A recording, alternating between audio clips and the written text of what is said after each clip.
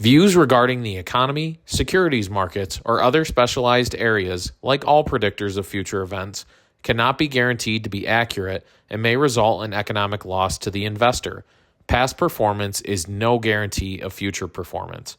Any information is for illustrative purposes only and is not intended to serve as investment advice or as a recommendation, since the availability and effectiveness of any strategy is dependent upon your individual facts and circumstances.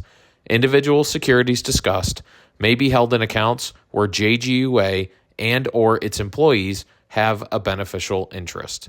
And with that, let's get to this week's episode. Hey everybody, Dr. B here with John G. Ullman and Associates. This is our weekly market update for the week of February 17th. Thank you for joining us. As always, if you find these videos helpful, don't forget to like and subscribe and check out some of the other great content that we have on our channel. As usual, my goal for these videos is to use my background in economics to help you better understand the economy and the financial markets so you can make informed financial decisions.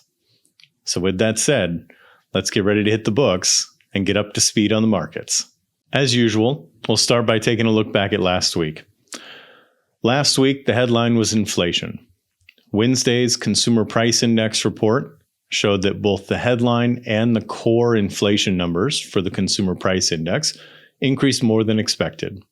We saw big jumps in food and energy prices, including a 15% increase in the price of eggs in the last month. Overall, the headline number came in at a 12-month increase of 3%, and the core value came in with a 12-month increase of 3.3%. Neither of these are trending in the direction we'd like to see, but one data point isn't a trend, and of course, we'll have to continue on to next month's report. On Thursday, we also saw the Producer Price Index, which also unfortunately came in above expectations. We saw inflation in both goods and services exceeding their 2024 levels. We saw the overall inflation of 3.5%, which was equivalent to the month of December, but was significantly higher than what we had seen in the PPI inflation in the last year. The most concerning aspect of this week's inflation reports was the fact that we saw inflation broadening across more goods and across more sectors than it had previously. This unfortunately could suggest that price expectations are increasing more broadly in the economy, and that some of those long-term anchors that we depend on for price stability are starting to loosen up based on expectation of future inflation.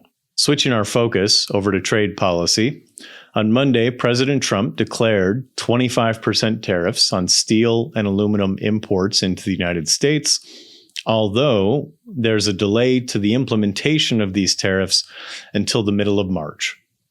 The market seemed to take this information in stride, and some analysts suggested that there's a growing skepticism that these tariff threats will actually be implemented in time and in full, as has been suggested by the announcement. We also saw later in the week, President Trump announced reciprocal tariffs on our trade partners to be implemented further in April. And just as a quick explanation, a reciprocal tariff is a situation where another country has tariffs on American goods, so we implement a tariff on their goods in response. The idea is to offer reciprocal or equivalent tariffs to balance the trade relationship. Last week in the economic reports, we also saw retail sales data released, which unfortunately showed a 1% decline in January from December. Although the thing to keep in mind is that November and December were both particularly strong retail sales months, and December's report was revised upward slightly. So what we could be observing is merely a correction or a moderation from what was successful retail sales at the end of 2024. One data point that is a little concerning was the fact that we saw business applications and new business formation fall pretty dramatically in the month of December. Most likely, this fall in applications and formation is a result of the increased uncertainty around the change in administrations. But this will be something we continue to monitor going forward because it's certainly not a trend that we would like to see continue into 2025. Switching our focus to the stock market last week, we saw a sizable recovery on Monday despite the tariff announcement. We saw an unfortunate drop on Wednesday, most likely in response to the higher than expected inflation report. But by the end of Wednesday, and certainly throughout Thursday, we saw a very healthy recovery. And despite the small drop on Friday, all three major indices ended the week up by at least 0.5%. Switching our focus over to the fourth quarter earnings reports, we saw mostly positive earnings with a couple small exceptions. One particularly of note, we saw fast food giant McDonald's post a miss on both earnings and revenues, while simultaneously fast casual chain Chili's posted a particularly stunning beat on both earnings and revenues, suggesting that consumers may have shifted their preferences in the fourth quarter more towards sit-down dining experiences. We also saw fourth quarter earnings from tech giant Cisco Systems, who reported a strong fourth quarter, as well as a strong positive guidance for 2025, based on their expectation of high levels of investment in AI infrastructure. We also saw later in the week utility and electric companies also posting strong positive guidance for 2025, in part in expectation of the increased electricity demands from data centers and AI infrastructure. Switching over to Treasury yields. Last week's video, we had a comment asking about the yield curve and whether the potential for the Federal Reserve raising interest rates could cause the yield curve to invert again, which typically is viewed as a sign or an indicator of a coming recession.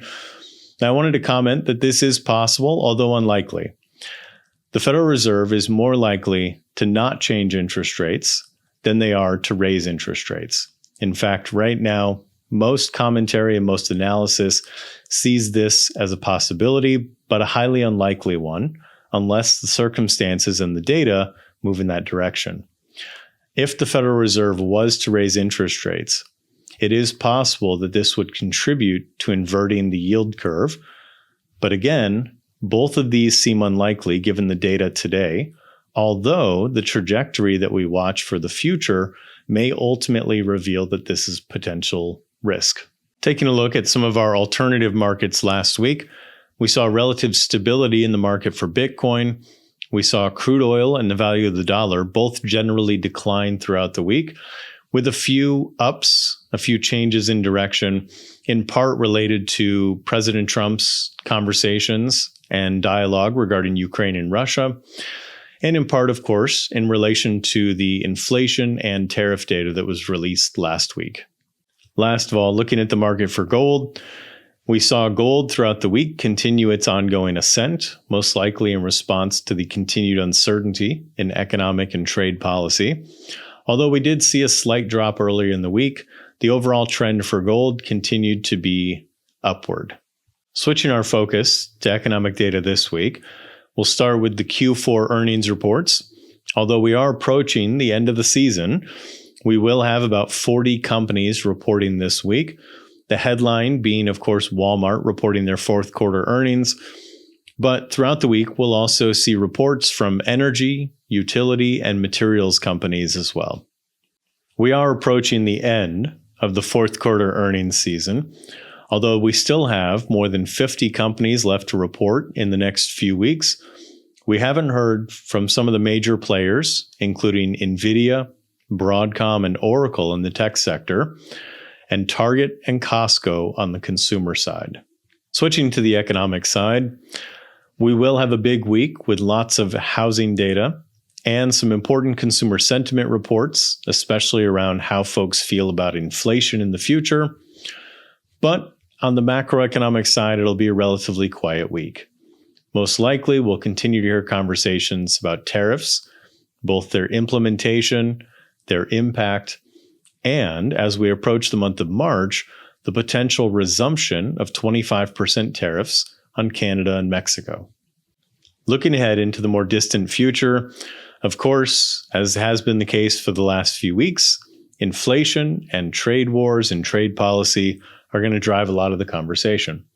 Inflation is currently trending in the wrong direction, which we hope will start to turn around at some point. And the trade wars are just heating up. Most likely, we'll continue to see more announcements over the weeks. We'll continue to hear discussion about the implications of these potential tariffs. And we will continue to see a lot of uncertainty in the markets as they try to decipher what is a negotiating tactic and what is an actual tariff to be implemented and to be enforced. Moving into the future, we'll also be watching all three major stock indices.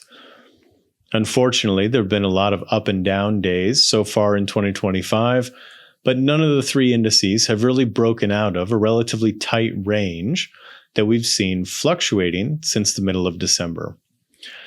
As economic and trade policy fluctuate, so goes the markets. Although, as some of these policies start to take their final shape or their final form, we may get a better reading on which direction the market will be headed in 2025. With that in mind, as we always do, we'll continue to look through the headlines, the economic reports, and all the data that's being published to bring you the information that is the most helpful in a format that's easy to understand. We'll do our best to bring you the insightful information you need to make informed financial decisions and to stay up to speed on the markets. Thank you for joining us, and have a great week.